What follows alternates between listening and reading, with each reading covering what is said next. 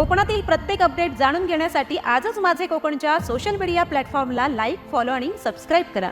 रायगड जिल्ह्यातल्या म्हसळा तालुक्यातील ग्रुप ग्रामपंचायत कोळेमध्ये घोटाळा झाल्याचा आरोप करत ग्रामस्थ आणि समाजसेवकांनी हा घोटाळा निदर्शनास आणलाय। कोळे येथे असणाऱ्या जिल्हा परिषद शाळेत स्वच्छतागृह नसून शाळेत पंखे देखील नाहीत। शाळेतील मुलांसाठी आलेले 5 फिल्टर ग्रामपंचायतमध्ये ठेवण्यात आलेले असून विद्यार्थ्यांना टाकीतील पाणी दिले जात आहे। शाळेला मोठ्या प्रमाणात निधी आला असून हा निधी शाळेच्या विकासासाठी वापरला जात नसून स्वतःच्या हितासाठी वापरला जात असल्याची माहिती उघड करण्यात आली आहे। अमोल पेंढारी 2018 मध्ये सरपंच होते आणि जिल्हाधिकारी अलिबाग व कोकण आयुक्तांनी अमोल पेंढारी यांना अपात्र ठरवलं होतं। तरी देखील पुढे ही व्यक्ती इलेक्शन लढवून उपसरपंच झाली कशी, असा सवाल उपस्थित केला जातोय।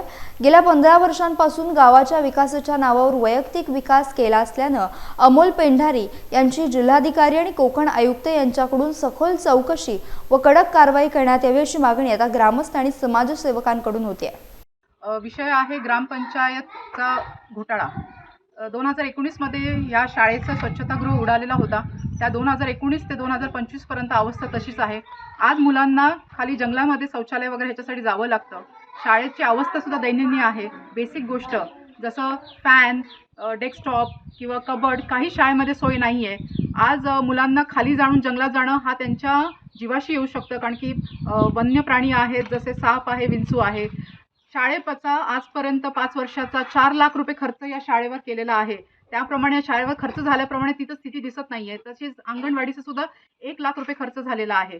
त्या व्यतिरिक्त आम्ही काही साहित्य यांनी विकत घेतले त्याचं विचारलं, जसं आरो फिल्टर आहे। यांचे आरो फिल्टर यांनी फक्त ग्रामपंचायतमध्ये घेऊन ठेवलेले आहेत।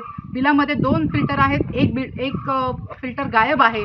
ज्या मुलांच्या सोयीसाठी तुम्ही गोष्टी घेता आणि त्या मुलांना आज टाकीचं पाणी प्यावं लागते, तर तुम्ही फिजूल खर्च टाकून आणि सरकारीचा आणि ह्या ग्रामस्थांचा तुम्ही अक्षरशः त्यांना धोकादाडी त्यांच्याबरोबर होत आहे। तसेच काही वस्तू आहेत ज्या आज ग्रामपंचायतमध्ये फक्त पडून आहेत आणि त्याचा कुठेही त्याचा वापर होत नाही। असे भरपूर घोटाळे या 15 वर्षापासून झालेले आहेत।